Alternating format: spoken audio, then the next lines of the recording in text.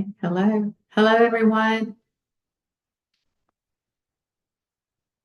Welcome to today's webinar. We're going to give just a couple more minutes before we get started here, but we have a lot of people joining us. I said, Julie, please call the home office. I'd love to have a conversation to see how we can continue to assist you more as you run your businesses. I'm very excited about today's webinar as we dive into inventory management and projections. If it's hard to even believe that we're getting close to the end of the year. I know that's something that's going to be very critical in making your plans for next year. So the timing of this is wonderful. And we have a wonderful presenter today too. So I'm going to talk a little bit more about Ryan in just a moment. I do want to do just a couple of housekeeping items. Again, our webinars are for IAPC members. So we're so excited for you to be here. I will let you know that if you have to jump off the call at any point, that's absolutely fine, understandable. The entire recording will be posted to the member side of the website, and you can go back and review that at any time. It usually takes me a couple of days to get it on there, but you can go back and review it at any time once you log into the member side of the website. And there is a tab that is for webinars, and so all of our webinars are posted there. I would like to say too that if you have anything specific that you would love to see a webinar on, please email it to info@IAPC. That comes directly to the home office here. I will see it.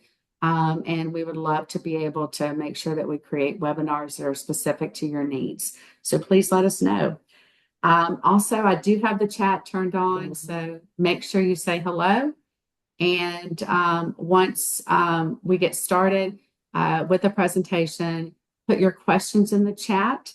And what I will do is answer the questions at the end of the presentation. Ryan will be available to answer all questions at the end, and we'll go over that. Right. And I do see we have a raised hand, so I'm not sure if that's a question, but we want to be able to get through the presentation, so we'll answer all the questions at the very end. Okay, so I'd like to, at this time, introduce Ryan Bator, who is the co-founder, and he's the president and co-founder of Quick and Simple Imports. And I'm going to read a little bit about his background just so everyone kind of knows a little bit more about Ryan before he gets started on the presentation. Quick and Simple Imports has been working with pet crematories all over North America for over a decade to supply high quality, affordable pet cremation supplies. They stock an entire catalog of standard cremation supplies and strive to be a one-stop shop for all pet aftercare needs. As far as Ryan himself, he has a very impressive background in international business. It stems from his experience living in China, where he taught English. Ryan's firsthand exposure to Chinese culture and fluency and Mandarin laid the foundation for China to be one of the first of many business partners for Ryan and QSI. We were just talking about he being fluent in Mandarin. I can't even imagine. So his experience is very vast. So over the past 10 years, Ryan has harnessed his passion for international business and background in management and finance to help QSI build partnerships with manufacturers and crematories all over the globe. So Ryan finds fulfillment in QSI's commitment to providing crematories and families high quality products that properly honor the lost pets. So with that being said, I'm very excited for us to learn more about inventory management to help you all set your projections for 2025. And I'll turn it over to Ryan at this time. All right. Thanks so much, Donna. I appreciate it. I appreciate you inviting me here today, and I hope everybody who's attending will get something out of it. I'm going to try to really kind of, do this from a perspective of the audience being anywhere from brand new to not having managed any inventory in the past. But obviously, a lot of the AOPCC members have been doing it for a while, and so some of the stuff might seem kind of basic, but you'll see it can scale up. So we want to talk about inventory management today. I kind of want to go through it in a way of kind of giving a high level view of the supply chain, kind of a peek into supply chain on a global perspective. Once we get it here into the United States on a local, perspective, and then all the way to your door in your facility and how we inventory management and manage projections and things like that.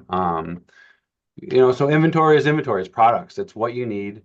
These products are, items that you need on a daily basis to fulfill your service promise. And our commitment to you and products is that we want to have a full warehouse of items that you guys need and count on us on a regular basis. And we take a little bit different of an approach to our customers, and where we really learn your usages, your volumes, your projections. I'm regularly communicating with crematory owners on special projects, as well as, when the next shipment's coming in, or what items they may be increasing in volume of because of a newly acquired clinic or something. So we try to make a commitment to you that we're going to do our best to have our shelves stocked with items that you need. Um, so a high level peek into supply chain. I mean, we could talk about this for days, but realistically, what QSI does is we handle supply chain from the cradle to the grave.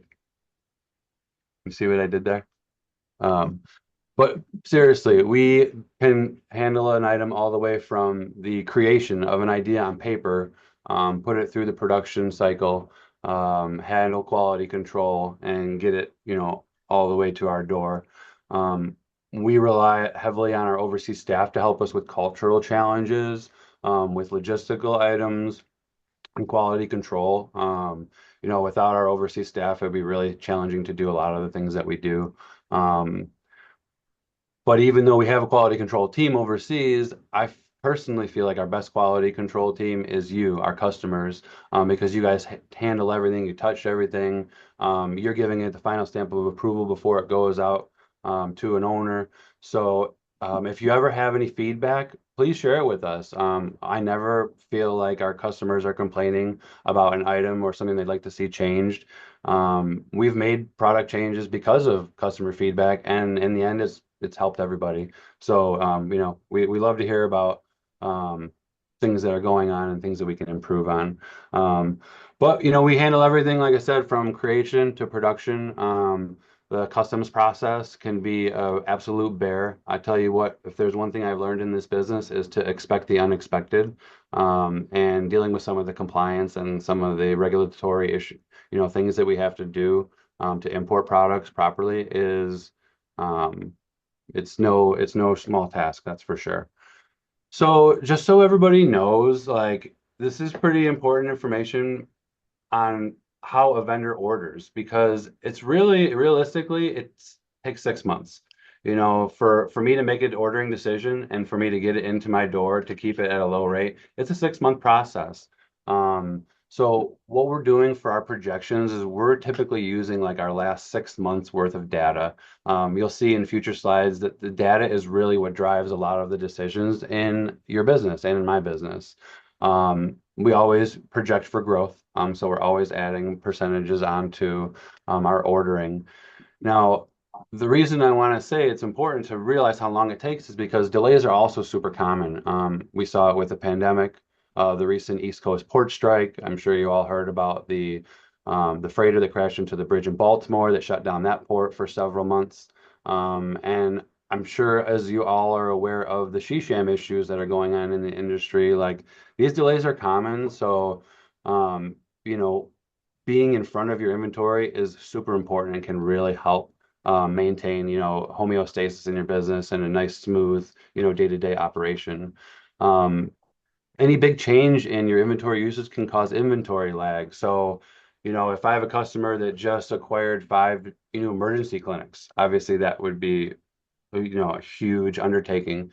But if our current projections know that a customer might be using 500 boxes a month, and next month they're going to need 2,500 boxes, well, we got to get on ordering more fast. And, we don't want to have inventory lag. So it's always really important to be in front of your orders because of that time frame that actually takes. Now, once we get it to our facility, What's next? We've gone through all these lengthy processes. It's been on a boat for 30 days. We've unloaded it and now it's on the shelf. So what's next? So, in the words of the legend, Walter Mahalski, ship it, baby. That's our next goal.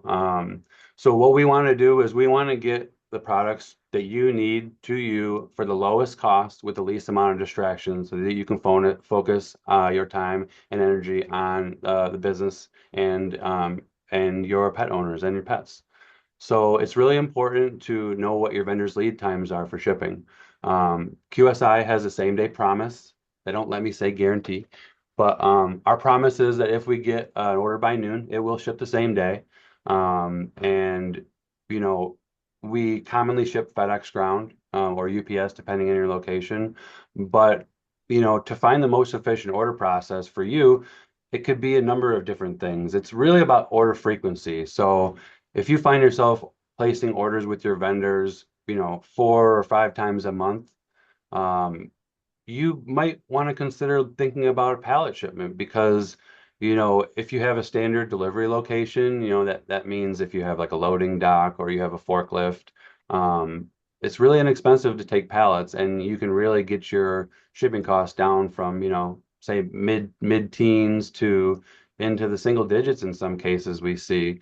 So, and pallet ordering is all about order frequency. So, a lot of our customers that do pallet orders, they may order only once per quarter. Some have to order every month because of their volume.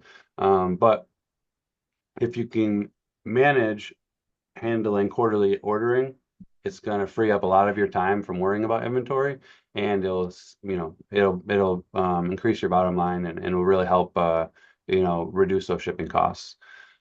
There is no such thing as free shipping. It is a sunk cost to get a product from point A to point B. And it's all location dependent. So, if Joe has a location in the heart of Chicago, well, it's going to be really inexpensive for me to ship to that commercial address because it's a huge city.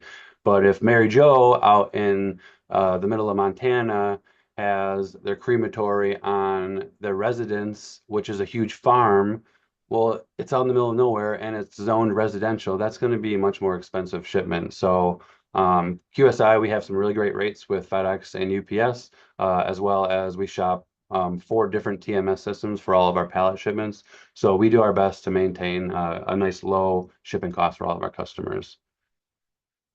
Now receiving, excuse me, this is really important for your specific location. You need to know. You want to know, is it residential? Is it commercial?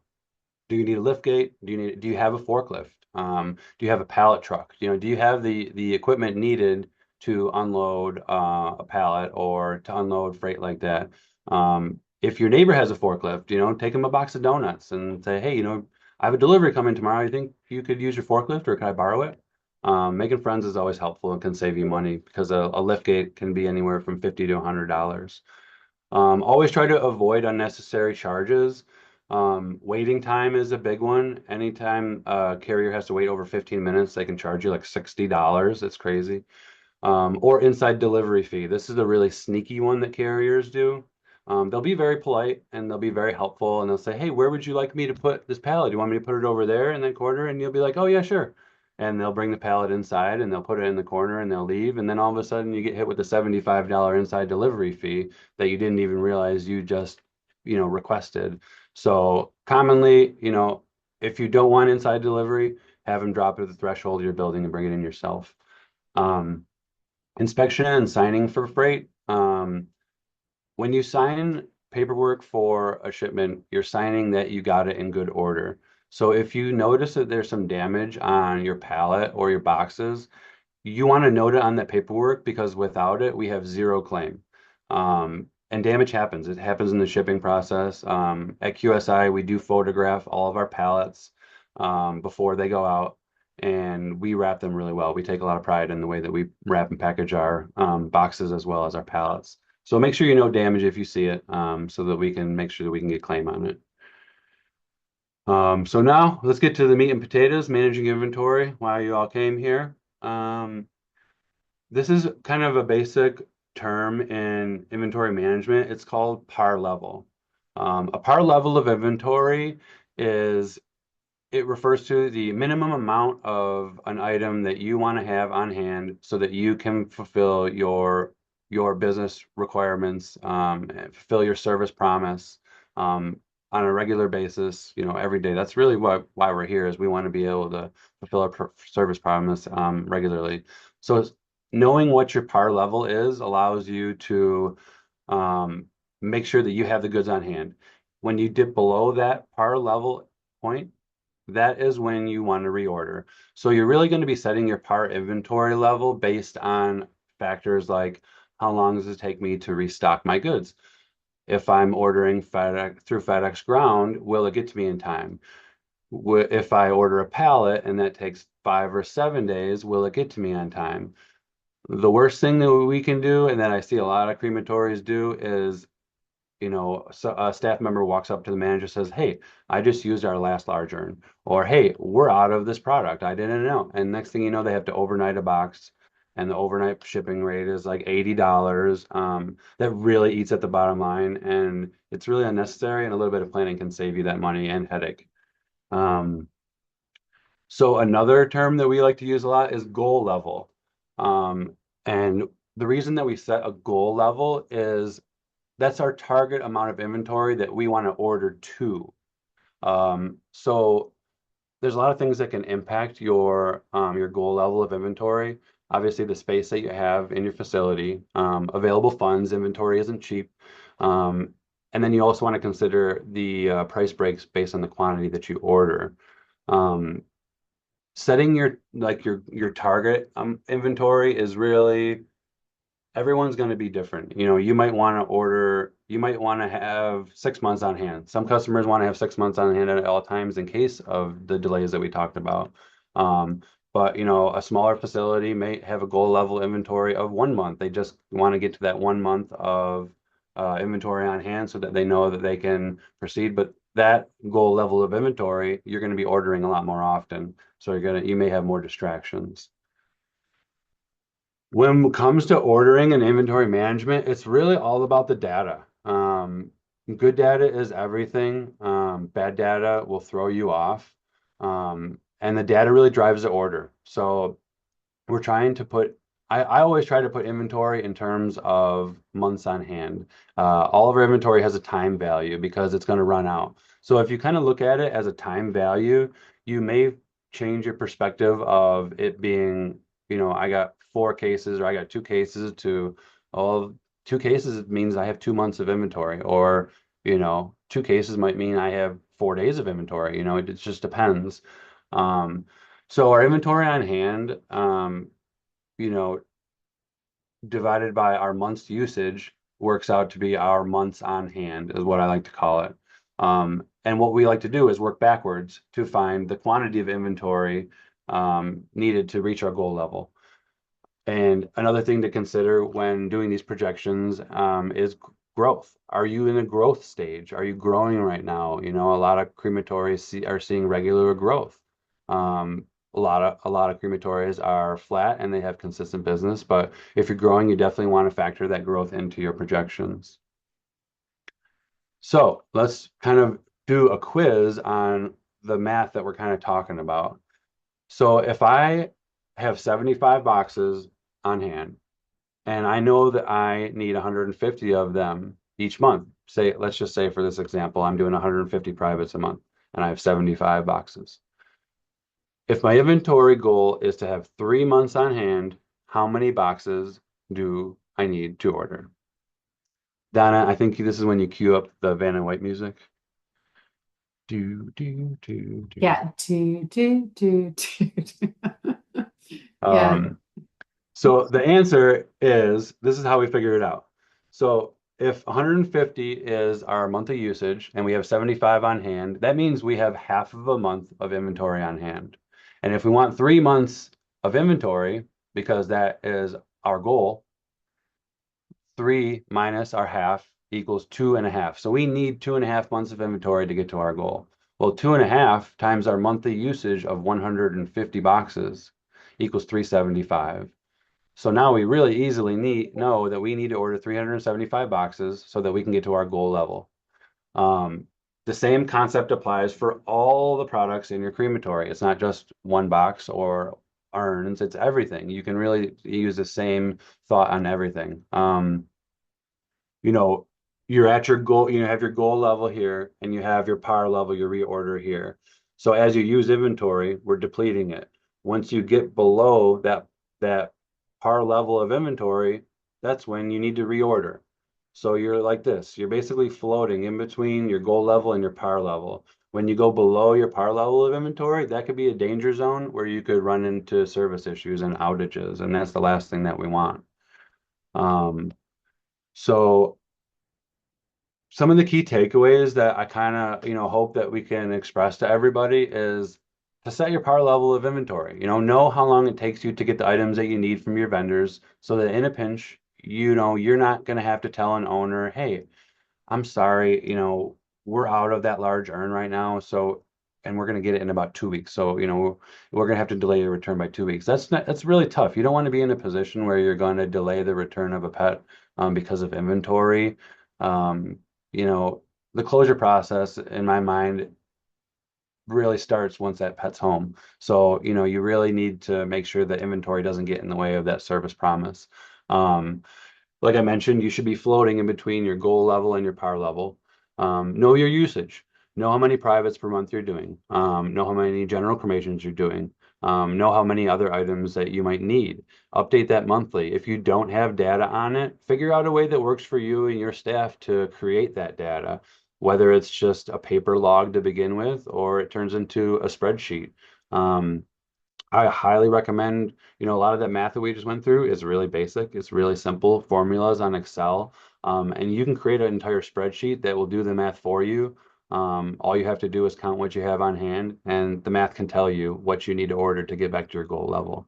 Um, it's kind of hard in the service industry to have somebody being able to also do inventory, but it's really important. If you can elect an inventory manager that can spend the time to, to go over inventory on a regular basis, see what's on hand, that's going to help you a lot. And you want to discuss that with them regularly.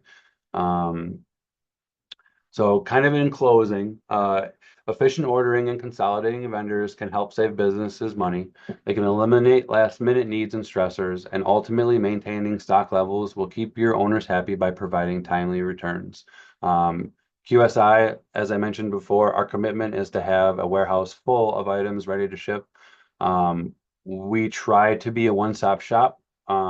My history in working in the crematory, I've been in the driver's seat, I've been in the sales seat, I've been in a project management seat. We know the items that the crematory needs on a regular basis, so we try to have those available for you so that you can consolidate your vendors and, kind of have, one throat to choke, if you will. You call me and I got your back on everything. But that pretty much wraps up the presentation. I think I skipped over a couple things I wanted to mention, but that's what happens when you put me in the hot seat. So I hope Well, everybody, got something out of that. That's my direct dial and my email. If anybody wants to reach out or have any questions, we're happy to help you. uh, Ryan, we do have a question, which is a great question from Courtney. How do you set a par level before opening your business? And I think that's so critical. We have a lot of affiliate members that are looking, to begin their businesses and, how do they Sure. set that level?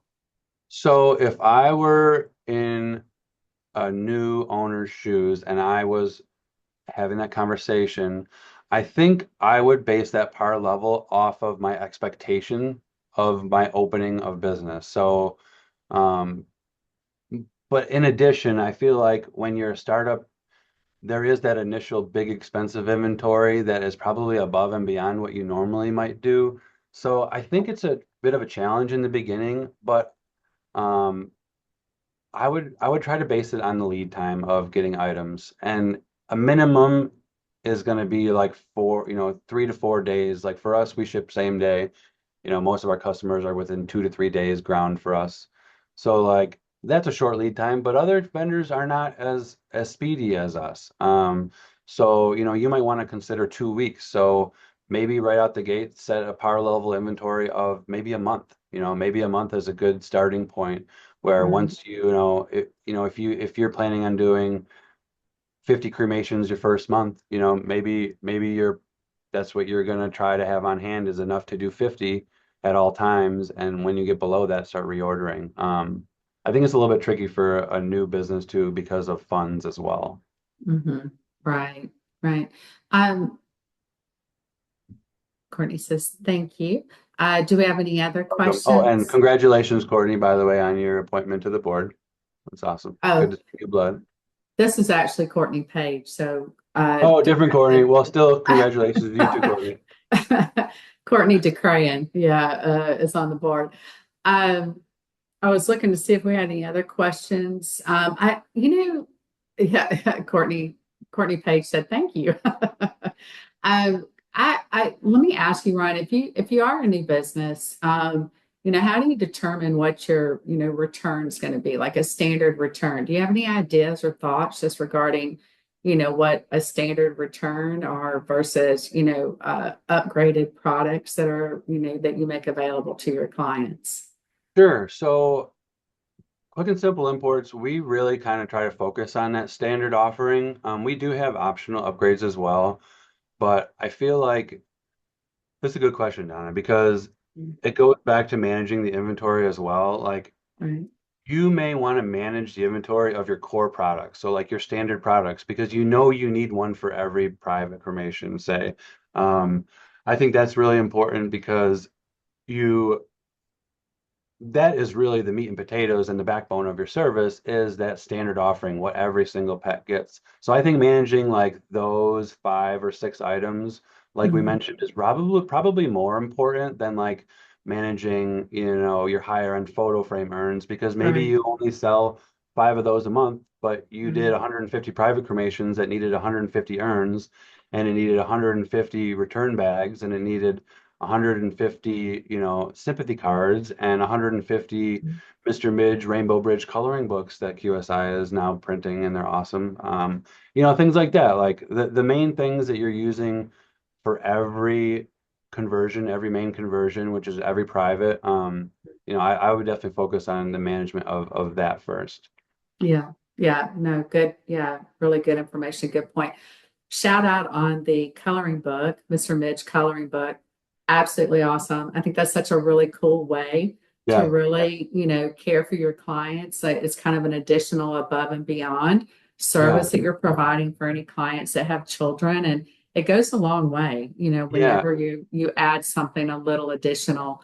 Yeah, Um, and that takes me back to when I was in, on the road and I was returning pets and I wanted to spend a lot of time with all the owners and you never could spend that much time because we're busy out there. But our coloring book, it basically is the beginning is a prompt to parents of, hey, you don't know how to talk to your kids about death? Well, we understand that. So scan the mhm. QR code and we have tools to help talk to your kids through that. And then the whole activity book is just, some cute activities and some rainbows and it's got a cute little worm, it's just, a way for um To get a conversation going, and yeah, especially it for, yeah, it prompts gives you them, to have good memories and good right. things about the loss of your pet, as Yeah. opposed to, you hear some parents say, oh, Fluffy is living at the North Pole with Santa now. And then Yeah. every Christmas the kids are asking for Fluffy back. Like that was a bad Right. idea. It didn't work out well. This is so true. I can't tell you how many times they're like they went to live at the farm and then they're always confused. So yeah, I so want to go true. to the Hey, farm. Well, no, yeah, we can't right. go visit them. So, Yeah, yeah. no, we're trying to give the tools to people so that they understand how to, have those conversations that are really challenging. I do have another question. I will tell a quick story in with that, Ryan. I remember being at the was a client came in with a 3-year-old, and when they walked in the door, the little 3-year-old looked around and said, "Is this heaven?" Oh Because yeah, they had said, pet's gone to heaven. So when she came to, I guess she had told her they, were coming to pick their pet up, and they were like, right. and the No, this first, isn't so kids are crematory. so literal, and they're Yeah. like, "Oh, is Mhm. this heaven? We're in heaven." So Yep. yeah, but Mr. Midge just does such a great job of opening that conversation up. We Yeah. do have a question now. I'm sorry. I just wanted Sure. to kind of drive that point home. It's so important. Oh For yeah. small, this is from Moses Garcia. Hey For Moses. smaller businesses with high volume of output, how often do you recommend taking inventory? Do you do it every day, every week, every month? That's part one. Um, okay. Part And then two. part two is what platform would be the best to organize such inventory? Would Excel be the best platform to use for that? And that would be part two. Okay, Great well, question. yeah, good questions. So the frequency, I don't think I do it every day. I think a weekly inventory count is sufficient. If you find that you're still running into issues at a weekly point, then maybe you need to do it bi-weekly. Um, But whatever is feasible for you and like an inventory manager to be able to execute that on a regular basis, I think consistency is the most important part, is just doing it regularly and then reviewing that data to see where your holes are, where your pitfalls are. Um, so in a higher volume, I would think that you would want to be looking at it weekly or, maybe even every 2 weeks. Um, and then in terms of a platform, I really like Excel because it's like an open canvas. You can do anything with it if you have basic knowledge of formulas. And I'd also recommend Google. Like Googling formulas and Googling how to do different things on Excel can be Mhm. really helpful. Um, we use Excel for a lot of our projection formulas, but we also have a pretty expensive inventory management program that handles all of our sales orders and our inventory and our purchase orders and that those kind of programs are pretty expensive, and I wouldn't expect a crematory to utilize something like that. But I think a well planned and regularly updated and communicated in-house inventory plan without a big investment will really pay dividends. Yeah, yeah, great point. Yeah, I good think question. yeah, once you've got a little bit of experience behind you, you set your reorder points and then you continue to watch that and see if it, Yeah. how often you're having to hit that reorder It's point. a habit. It's a Yeah, habit is what it is. And if you can yeah, create that good habit to yeah, always be checking, you will never find yourself behind. And finding yourself behind is the worst. It's the worst. right. It's so annoying. It's so Yes, frustrating. And it's so like we didn't have to get there. We didn't have to yeah, get there, you yeah. know? So Such a um great point. Hey, we have another question, Ryan. sure. This is from Renee Pennell. What would be Hey Renee. considered, what would be considered high volume? Oh, I don't know um the exact answer to that. that I mean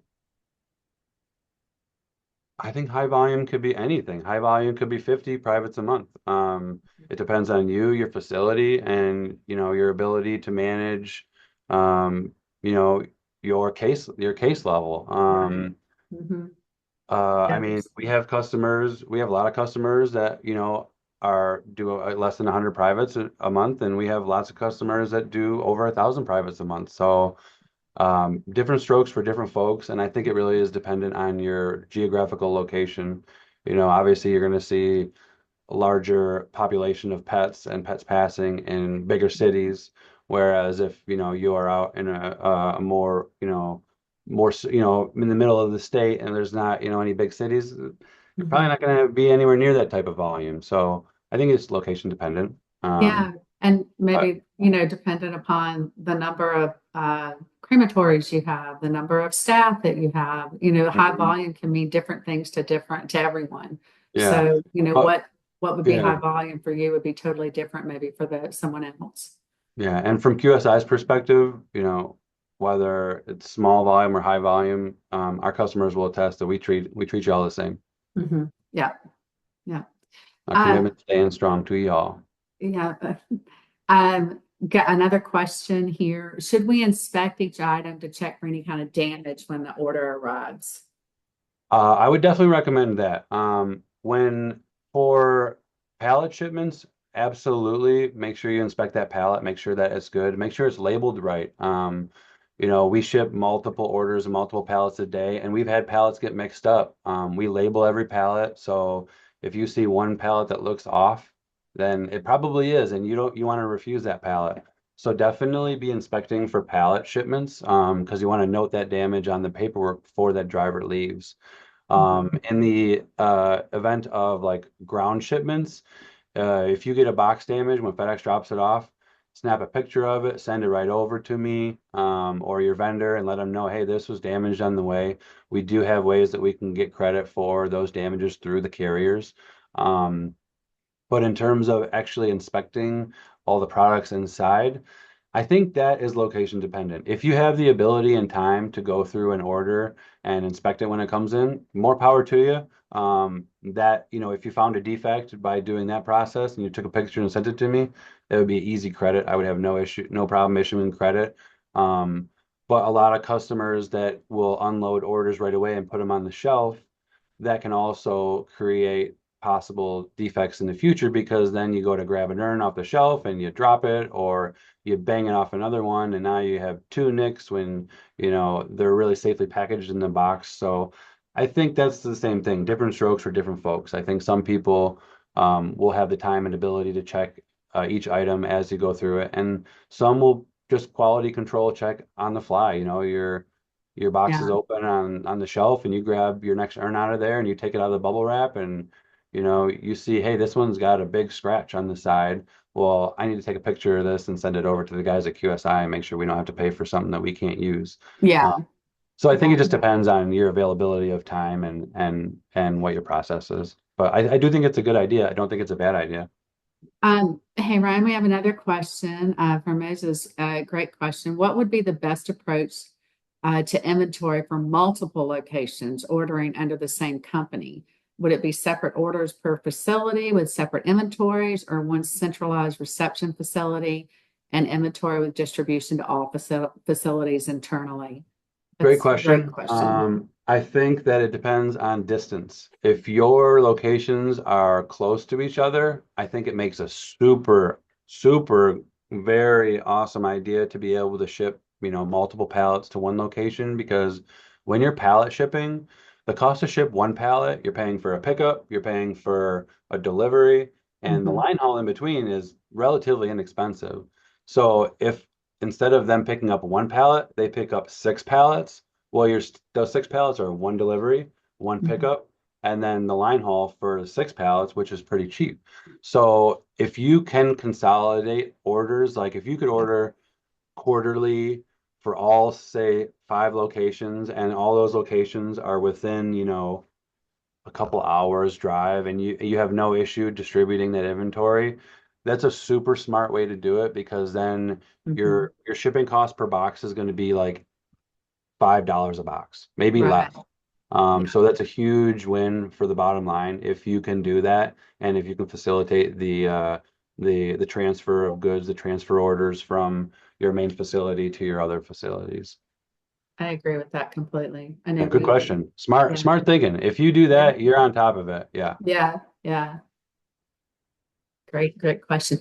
Another question, how should inventory be taken at that point How should it? internally? Yeah. Oh yeah, that was our part of the question. That would be location dependent, I think. Each location should be reporting, and then Mhm. the locations would probably likely consolidate that data into like an overall Right. usage. And Hmm. then, once that larger order came in, to then segregate those smaller orders based Right. on the smaller location inventory management sheets. Hmm. Yeah, Yeah. I agree with that. That's how we did it, and it that also lets you know the volume at each location, and it's good to know that, and Yeah. not just It's all overall. about the data. It's all Yeah, about the data, baby. yeah, yeah, right. That's right. All right. See, I think any other questions? Anyone? An I open think book. What you got? great questions, really Yeah. great questions. And Yeah. Thanks. I'd like to just say thank you, Ryan, so much for your time. Great information. How, oh, Thanks, Don. I appreciate James it. would like to know where Ryan got that sweet hat. Oh, yeah, yeah. This is one of the newer versions, Yeah. purchased worldwide. QSI logo. We Yeah. got it here. You want one? You asked me for one. I'll get you one. Thanks. Okay. Hey, Larissa, I just wanted to do a shout out to QSI for all the Hey, help, Larissa. patience, and advice always given. Really feel so important with them every day, though. I know we're not a big, huge facility and we You use guys are awesome. Excel. It's great for us, and the only issue is the human part. So, yeah, that's wonderful. Well, to Larissa, comment back to you, Larissa, I loved the presentation at the convention. The yeah. tour of your facility and your Day of the Dead celebration was so moving. I just love that. So thank you. Yeah, same. I was in the audience crying. Love you, Me too. Larissa. Me Yeah. too. Thanks, Leah. Thanks to Ryan and Donna. So, yay, shout out for us, right? Really appreciate everybody being here and any new webinars you'd like to see for 2025. I'm in the process of scheduling all our webinars for 2025. We just to kind of let everybody know we're got three new online programs that are going to roll out in the first quarter of 2025 of our certification programs. And one of the ones that I'm working on is our ethics class. And I'm very excited about that. So we want to do a webinar on that as well. But any ideas, anything new, I'd love to be able to see, what you need. We want to make sure that we're meeting your needs as members. So thank you so much, Ryan. This was so helpful. Thanks, Great Donna. Appreciate information. it. All right, Thank you everybody, so much. have a great month and a great rest of your week. And happy holidays, if we can believe that. Thanks, Happy everybody. holidays. Bye, everybody. Thank you. Thanks, Ryan. Bye, Bye. Donna. See ya.